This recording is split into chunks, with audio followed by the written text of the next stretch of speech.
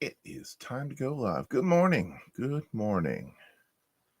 It is 9 a.m. Central Standard Time. Broadcasting live from Austin, Texas. Good morning. It is Tuesday, April the 22nd, 2025. It is the day after Easter. It is, what is it? It's a Tuesday. It's a Tuesday. It's that day that's not a Monday, but you still got the week ahead of you. Yeah, that's where we're at right now. Good morning. My name is Keith. I broadcast live 5 days a week, Monday through Friday, starting at 9 a.m. Central Standard Time. And on this stream, we chat about the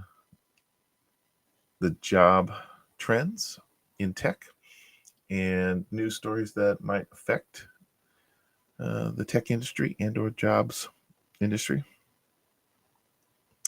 I have a day job where I help people learn tech skills. I manage a coding school, but this is a little side project I'm working on because a number of our students are graduates, former graduates, are out there in the job market looking for work.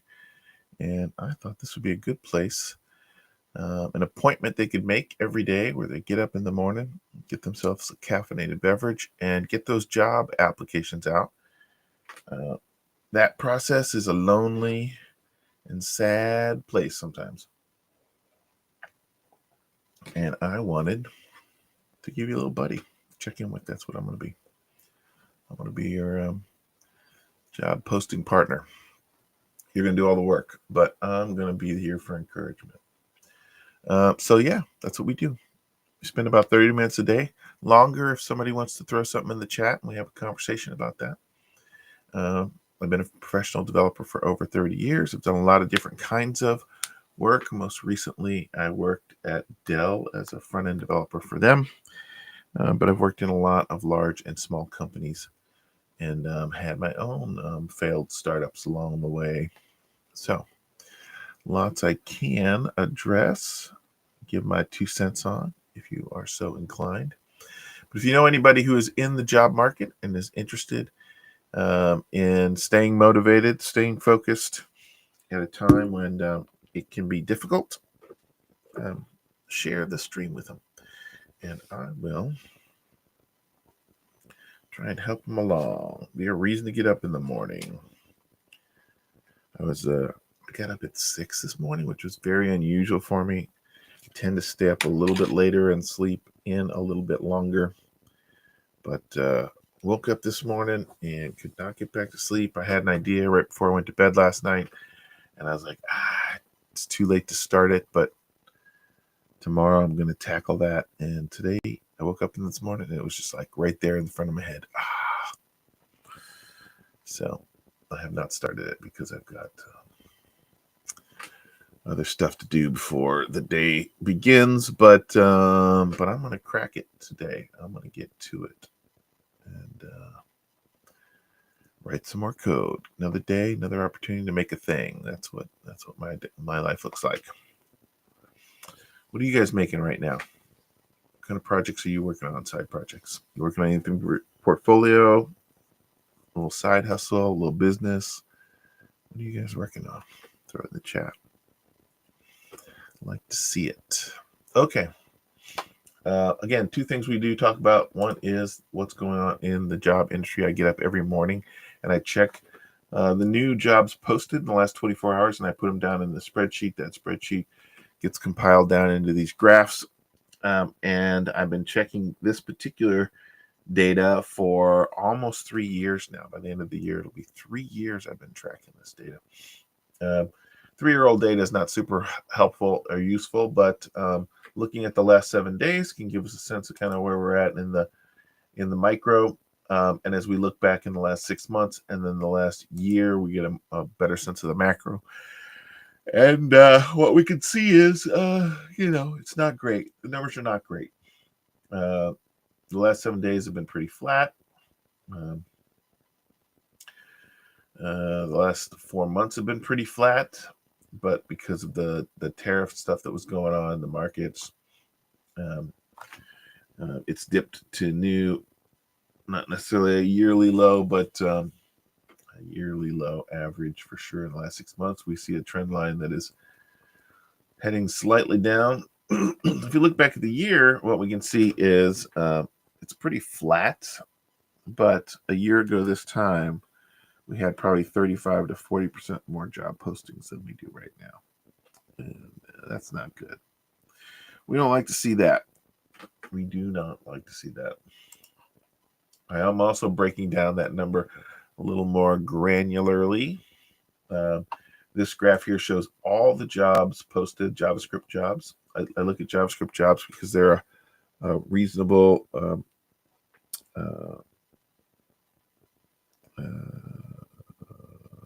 benchmark for what's going on in the web world. And the web world tends to lead the tech market, and has for 25 years, 20 years at least. You certainly can be a programmer and not working web development, but if the web market is healthy, then that's a good sign that other corners of the tech space are doing pretty well. Right now, things look like the numbers have kind of fallen off a cliff, but in reality, it's just kind of, that same up and down that we've been seeing for the last 4 months. This is all the jobs across the United States. That doesn't necessarily help you, because if you don't live in Des Moines, a job that is in person being listed in Des Moines does you no good. But this red line tracks remote jobs. So if you are not in Des Moines and there's a remote job in Des Moines, you can apply for that. This number has been again flat, but trending down in the last couple of weeks. Rather not see that, but there are jobs. Again, pre-pandemic, there wouldn't have been nearly as many of these jobs. So we'll count those as a win. That just gives you a few more opportunities to get job applications out. If we break that number down of JavaScript developers by experience level, if we look at the in-person numbers, entry level is blue, mid-level is red, and senior level is yellow. Again, flat as a board. And if we look at the remote numbers, excuse me, did not get enough sleep last night. If we look at the remote numbers, we'll see that there has been a bit of a trend down, but in the last 4 months, those numbers have been pretty flat. We're all looking for an end to this tariff craziness. Hopefully, that will make business feel more comfortable. Saw some news stories today about makers of goods in China have already started canceling their orders. They're not shipping anything to the U.S. until these tariffs get ironed out.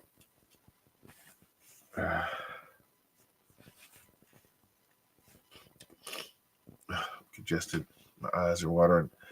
Time for an allergy pill or a couple.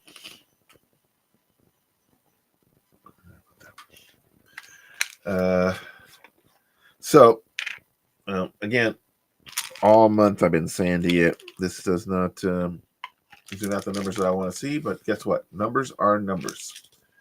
Jobs are being posted every day. They're not necessarily as many as we would like. There's definitely more people looking for the smaller number of jobs. So you have more competition, but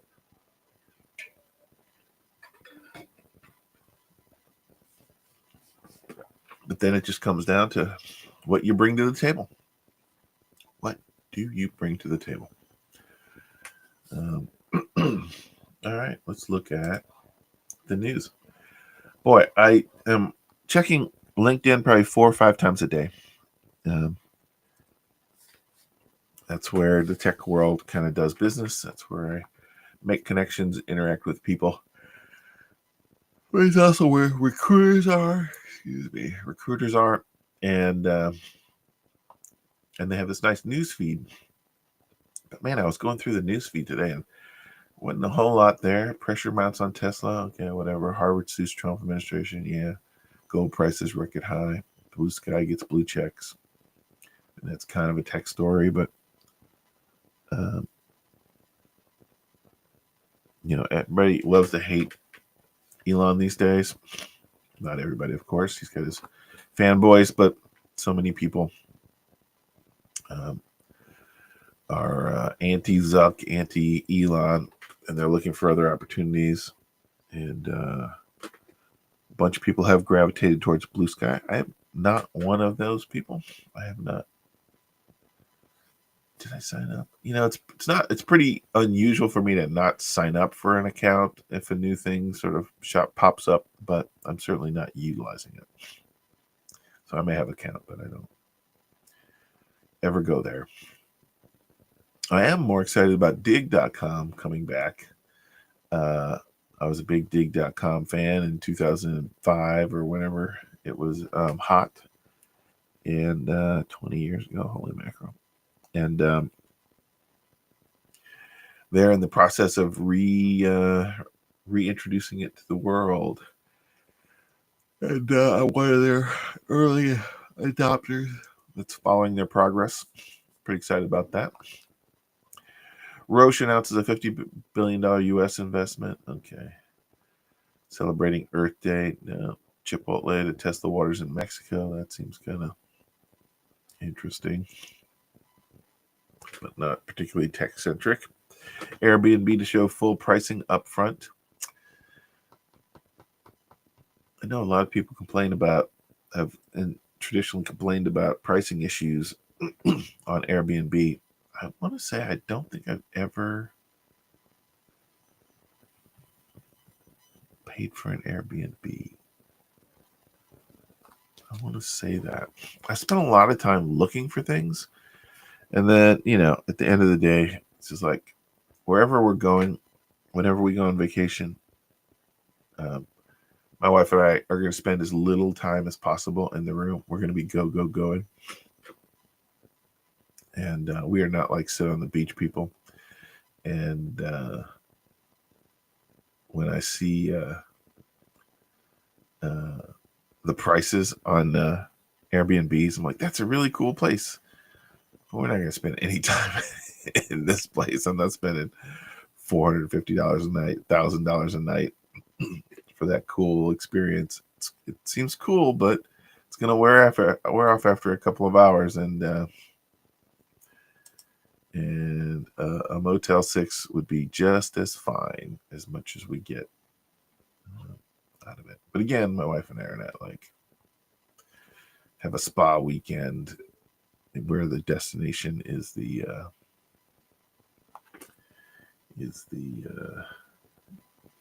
goal. It's more about the hopping off point to have lots of other experiences in the area. That's where my wife and I are very attuned. We've vacationed very well together. Did see this one story. FTC targets Uber over subscriptions. The Federal Trade Commission is suing Uber, saying the ride-sharing platform used deceptive practices while promoting and charging users for its Uber One subscription. The complaint alleges that promised savings of $25 a month did not account for the $10 cost of the plan, and cites instances where customers were charged ahead of their billing dates or after they'd canceled a membership. Unenrolling in the service is described as being extremely difficult, though Uber says its practices follow the letter and the spirit of the law. Yeah, okay. Never been an Uber fan. They tried to do an AstroTurf experience in Austin, and screw those guys. Screw everything about them. Not going to ever hop into an Uber. Having said that, it's an easy choice for me because the number of times I've been in a taxi or a Lyft, which is my preferred choice, I could count on two hands in the last 10 years. Like, I don't travel very much, and it's not, it's an easy decision for me to make. I could say I'm never shopping at Walmart because there's a grocery store and a Target and a whole bunch of other stuff right in the same shopping center as the Walmart. So I don't need to go to Walmart. It's an easy decision for me to make. All right. So there's a bit of a bust on the news from LinkedIn. Let's just hit the Google News. 1 second.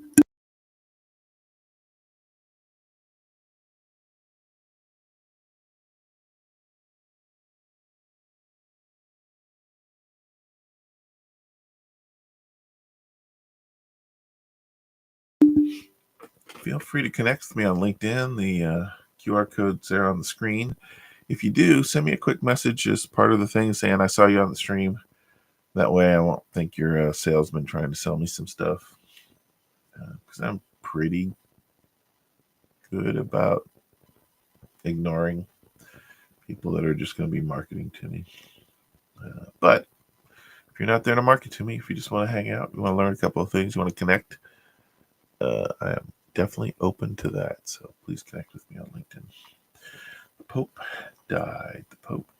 We talked a little bit about that yesterday. I was raised Catholic, but I am not a practicing Catholic. So this one doesn't have any personal meaning to me. Clearly, this does not happen very often. It's happened a handful of times in my life. I do remember when I was very young, and I was in parochial school, and it was a big deal to who's going to be the next pope. So we're going to be seeing updates of the chimney starting pretty soon. They laid him in state today. It looks like he died from a stroke and a heart failure. Political stuff. Education Department will resume collecting on student loan debts.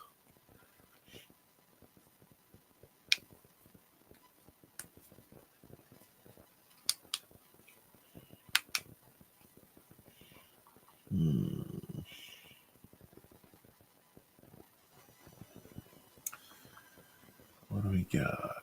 Let's go to the business page. Markets took a dive yesterday, down 1,000 points. Looks like they're climbing back up today.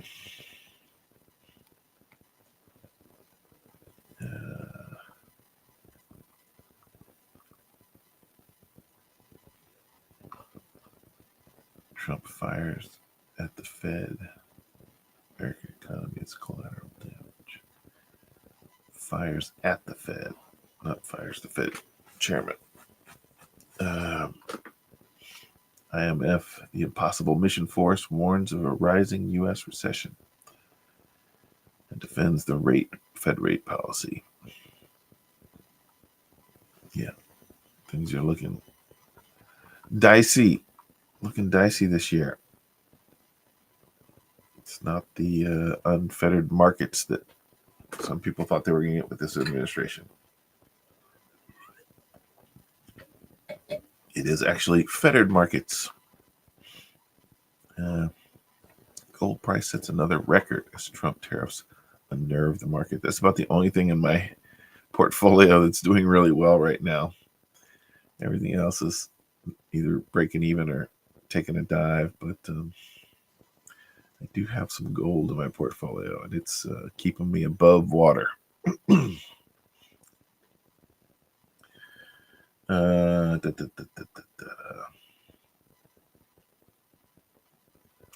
Green settling on opioid, bearish dollar bet moves towards levels that raise risk of recoil. I don't know what any of those words mean. I just don't even know what those words mean. I mean, bearish dollar. Who's making the bets? Okay. How Trump might topple the dollar 6 days ago. The dollar is irreplaceable for now, but can get a lot weaker. Yeah.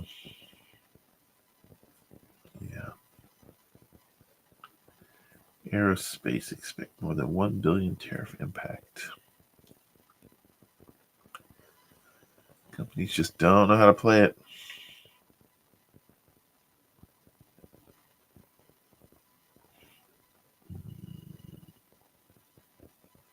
Oh yeah, we have Tesla earnings coming out today. That's what the whole Tesla stuff is out. Wall Street can't slash its Tesla forecast fast enough.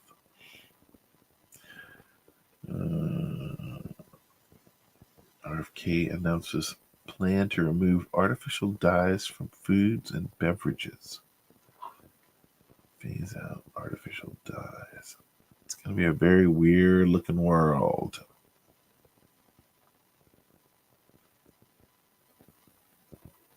Very weird looking world. Or that to go through. Nvidia stock gains. Amazon may not be cutting AI spending after all.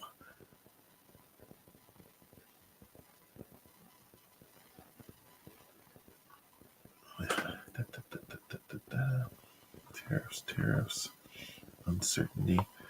$2,358 Social Security payment 2025. Check eligibility and payout dates.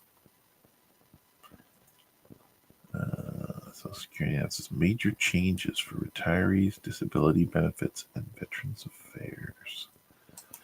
I am not of the age to accept Social Security, but I'm within 10 years, so I'm in that bubble where I'm like, is it still going to be around in 10 years? I don't know. Did I get to the end of the finish line and then it won't be there for me? We'll see.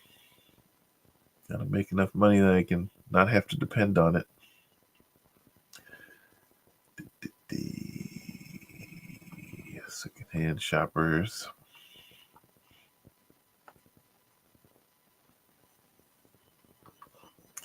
What's going on in the tech space? What is going on? AMD 6500. More fishing fun. Phones.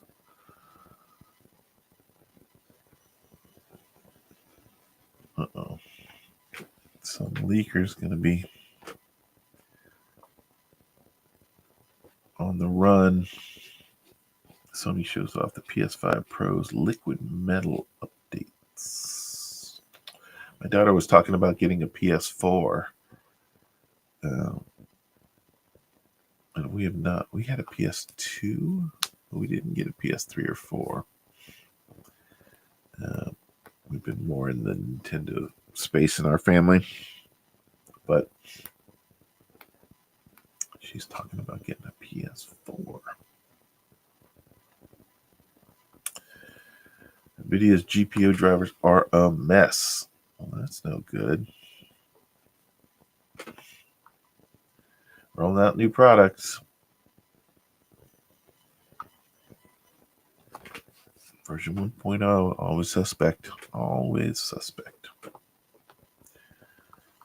Android updates for auto.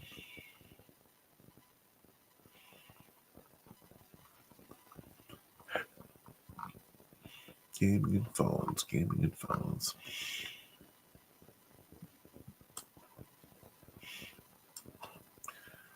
What's going on in the AI world?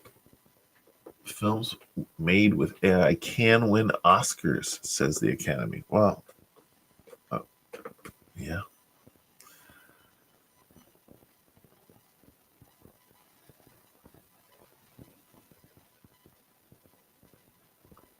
They've been using AI for years.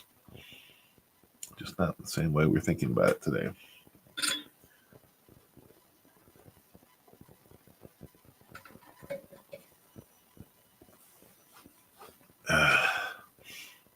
Still talking about that Columbia student. I have a friend now who's going through the interview process with Amazon. And he's got 30 years of experience and a master's degree, so he's not, it's not going to be the same experience, but it's kind of interesting. Finally, AI that helps dishonest morons look smart. AI startup lets you cheat in interviews. You know, so much of what the interview process is really just feeling comfortable and going in and having a conversation. You know, this idea of cheating on the technical aspect of it.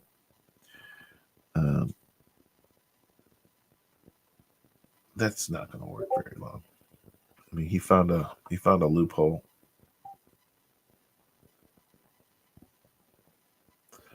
He found a loophole that allowed him to kind of sneak in there because they used kind of a process, but that's going to change. We're going to see a lot more pair programming in job interviews. You won't have the same opportunities to do these shortcuts. And in the meantime, you're going to, you know, they'll get to understand the depth of your knowledge, and they still might hire you if you don't do well in the technical interview. If you got a good if you got a good if you have a good conversation, if you don't come off as a weirdo, if your process for solving problems is solid, and you take direction, they know they're going to have to train you up.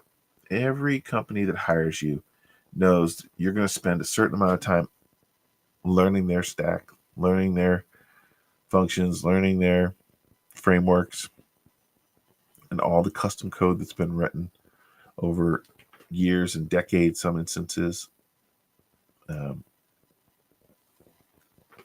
Nobody can just walk in, no matter what skills they have, and hit the ground running on day one, unless you're building something brand new from scratch. But that's not most of the jobs. Most of the jobs, again, when I was hired at Dell, you know, Dell had been around for 30 years, .com, 25 years. And they didn't need me to build Dell.com. They just needed me to maintain it, to add a page here, to change the menu system over there, to, you know, fix all this kind of stuff, roll out new products and initiatives. But, you know, I wasn't architecting a system. That was all done long before I got there.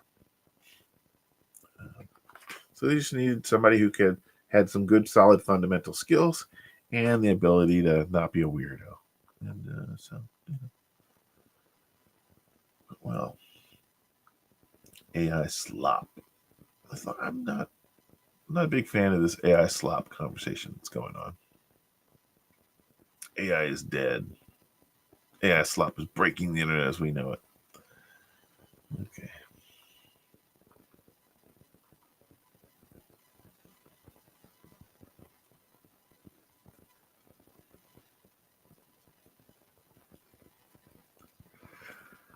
Interesting. All right, we're getting down to the end of it. I do, if you're late to the broadcast, my name is Keith. I'm a professional developer. I've worked for over 30 years writing code and getting paid for it. And currently I'm managing a coding school, helping other people upskill and learn different technologies. And I created the stream as a place to hang out while you're getting job applications out. Just a regular check-in. I stream Monday through Friday from 9 a.m. to 9:30, sometimes longer if I get a conversation going in the chat.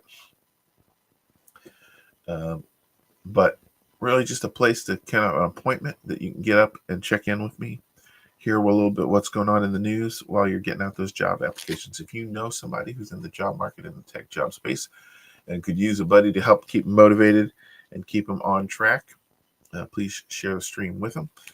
Feel free to connect with me on LinkedIn, and I will be back in 23 hours and 30 minutes.